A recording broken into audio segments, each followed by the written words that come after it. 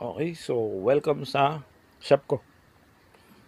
So ayan ang aking shop. Welcome back. Isang tingin sa paligid ng aking workshop. Ang aking mga woodworking tools. Okay. Aking bandso. Ang aking mga hand tools. Metal tools, welding rack, and mga grinders. Okay, ang aking table saw na may mga hard disk. May ibang hand tools. Ang aking studio lights. Yung laptop. Yan. Ito ang aking main electronic repairs. Workbench. Yan ang aking mga set of screwdrivers na nakalagay sa aking ginawang screwdriver rack. Okay. And this is my main computer workstation and my ham radio. Okay. And my license call sign.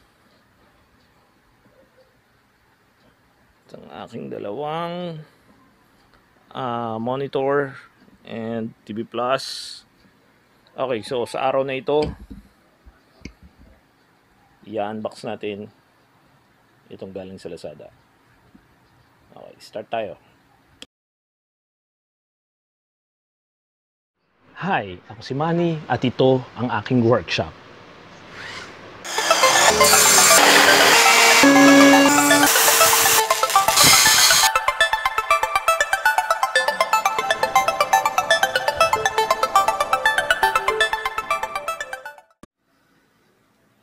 So, i-unbox naman natin ngayon itong mini keyboard, wireless mini keyboard.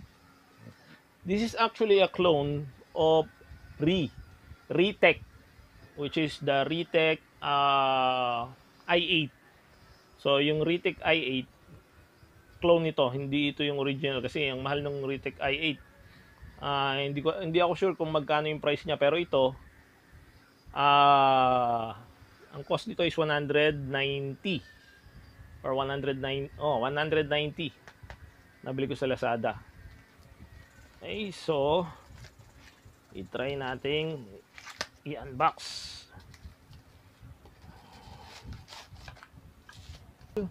Just a charging cable. Okay, so ito yung manual. So meron siyang rechargeable, which is this one, BL5C. Ito yung mga rechargeable battery ng ng Nokia dati. And this is 300 mAh. Okay. So this is a 3.7 volts, 300 mAh. And narito rin yung kanyang wireless receiver. Micro USB ang charger niya. So magagamit sa sa mga cellphone, yung magagamit yung cellphone charger. Okay, so ito yung power on niya. This is the charging port, the power switch. Try nga natin kung may charge. Okay, so may charge siya. Naka-backlight na rin siya. And pag pinress mo siya, yun, umiilaw. And then ito yung touchpad. Okay. So, base dun sa manual, pwede kang mag-off ng backlight. Mag-on para maging red, green, blue. Okay.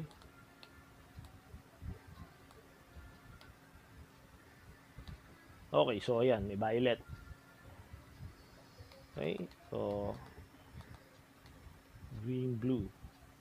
So, the backlight is working. Try natin saksak sa PC. At least ito, hindi magsasakop ng malaking space. Magagamit ko pa rin yung space. Sa iba, katulad nito, ito yung aking pang-repair na keyboard. Very durable na HP. Okay? So, kaya lang, imagine niyo yung size na kinukuha niya sa table ko. Multitask ako dito. Pagka nagre-repair ako, hindi lang isa yung nire-repair ko, or hindi lang computer ang nire-repair ko, meron pang iba. So, kumakalat dun sa table.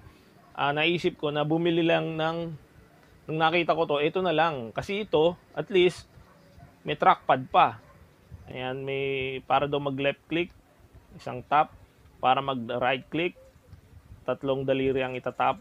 And para mag scroll, dalawang daliri ang gagamitin. Okay, so ang ang layout niya is actually standard keyboard QWERTY. Okay, parang pinaliit lang talaga, ang wala lang is yung numpad.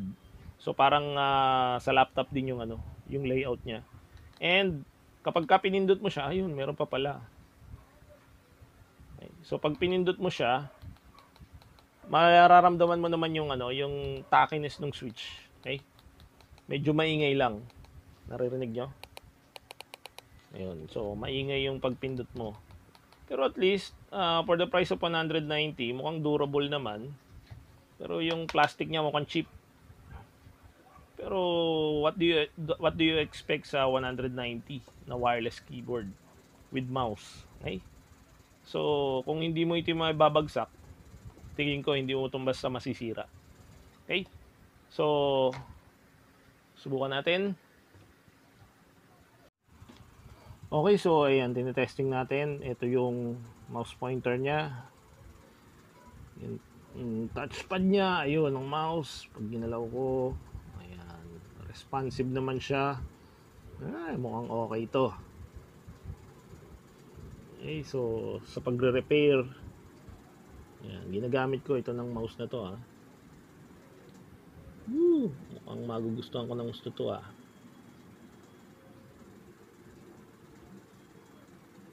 Okay. Scroll daw tayo. Galing. Scroll. It's working fine. And I'm loving it. So, hindi ko naman to gagamitin sa typing. Actually, gagamitin ko lang nga siya for repairs and internet browsing. Kasi kung magta-type ka, may bagay, kung mabilis kang parang sa cellphone, okay din. Pero mas preferred ko yung full-size keyboard pagka magta-type ako ng document. Pero siguro sanayan din. Pwede rin siguro to. Or Okay, so working siya. Lahat ng keys. Escape. Ito, meron din siyang left click and right click. Left click, right click. Windows key. This is the Windows key. Space bar, tab, alt. Okay. So function, yung function ang pwede yung i-off yung yung ilaw kung talagang ayaw mo. Minsan kasi parang nakakasakit sa mata pagka masyado maliwanag. Okay, so function F2. Yan. Red. Function F2 ulit para magbago ng kulay. And may isang secret to na hindi nyo makikita sa ibang sa ibang review or sa manual. Function F2, pagka hindi mo type yung RGB, gusto mo ibang kulay, yun. Function touchpad. Okay, so ayan, nagbabago yung kulay. Yellow, blue, light blue, green, red, light blue, yellow, green, ayan, sky blue, blue. Okay, then parang violet or pink. Okay, so pwede nyo i-slide dito using function and then slide kung hindi nyo type yung ibang kulay. Okay, so pag pinunction to nyo ulit, babalik ulit sa red, green, and blue. Volume plus, ayun, volume minus, nice. Fast forward. Okay, so sabi rito mute. Ito, may mute. Then left click, mail. Ayan, nagbukas yung mail. Then ito ay ito media player. So itong nasa top, media player. email, mute, right click. Left click pala. Tapos, ito yung right click. Then, search. And then, home. And then, Internet Explorer. Okay, so, nagbukas na ang aking Explorer. Which is, nakaset is my Brave browser. Gumagana lahat ng function. Okay, so, to the most astute YouTube viewers, USB 3.1 and the Type-C connector so, aren't exactly going to be anything. Mute, ating i-play. So, ayun na siya. Play. Pause. Forward. Play. Okay, so it's working. Lahat ng keys working, pati ito. So ito, pagka pinindot mo, nagdo-double as volume din siya sa net. It's working fine, and thumbs up para dito sa wireless keyboard na to. Nakakatuwa naman. Ang liit niya, effective, and mapapakinabangan ng gusto. Worth 190 sa Lazada, and yun, magagamit ko na to for repairs. Medyo luluwag na yung desktop ko kasi matatanggal ko na yung aking keyboard na masyadong malaki. Isa sa features nitong mini keyboard na to ay pwede rin to sa Smart TV and Android phone. So testingin natin siya dito sa Android phone ko, which is an Oppo A5s. Okay. So kailangan lang ng OTG connector. Basta kailangan ang cellphone nyo is OTG capable. Okay. Then nilalagay nyo yung receiver.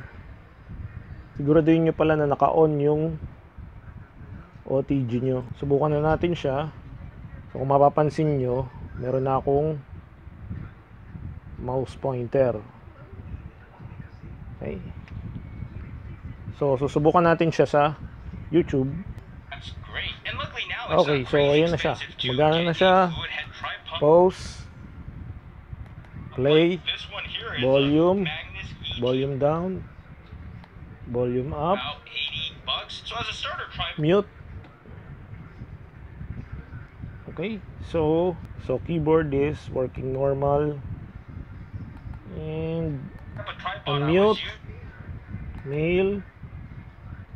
So gumagana rin yung mail niya, mail button. And then yung Internet Explorer gumagana rin. So home. So ayun, yun pala ang pambalik sa home button. And then search. So itong button na to is search. And play. Ayan, pag play ng music, Google Play. So pag pinindot nyo to, so nagpa-function lahat ng keys niya dito, yung shortcut keys. So ito is actually pang close, and then ito pang select, yung right click, left click mouse and right click mouse. Gumagana siya sa cellphone. Hindi ko lang siya matetest sa Smart TV dahil wala akong Smart TV. Okay? Merong ibang mga version ng ganito na pag pinindot mo yung function 2 at in-scroll mo pa sa baba ng ganito, mag-iiba-iba yung kulay yung niya. So mag-i-scroll siya na kahit hindi mo siya ginagalaw, automatic siyang mag-change ng color. Okay? So parang ganito. Ayan. Okay? So habang ginagamit mo, nag-change siya ng color, pero mas mabagal. Maganda tong kahit sa cellphone magagamit mo.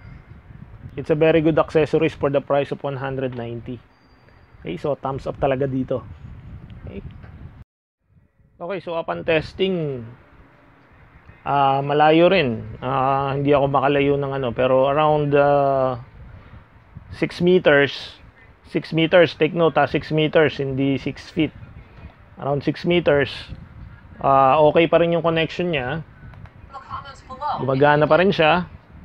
hanggang doon na lang muna, and I hope makakuha kayo ng idea. So magandang para sa mga tech and techie na gustong mag-invest sa ganito. Goodbye to. Okay? So thank you, and ako po si Manny at ito ang aking workshop.